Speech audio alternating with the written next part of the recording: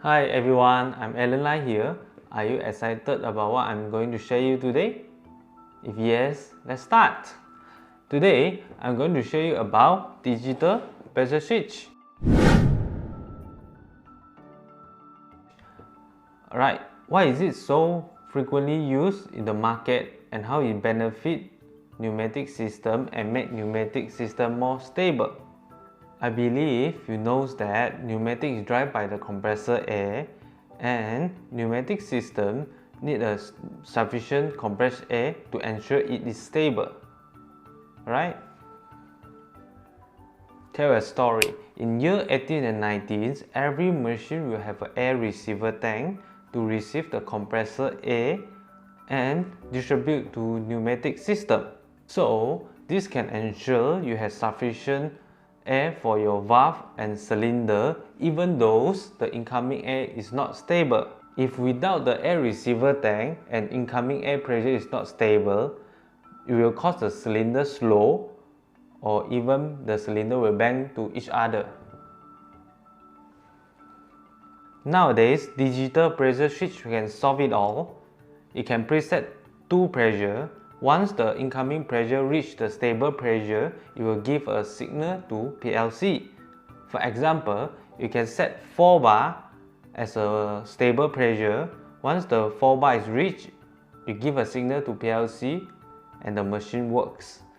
Or if the pressure is lower than the setting you set, it will notify the PLC. Next, I will show you how to set up a digital pressure switch from AirTac. The model will be DPS. There will be part 1 and part 2. Part 1 will be on the setting is Windows setting or people known as computer setting. Part 2 will be easy mode or advanced mode on how to set this digital pressure switch.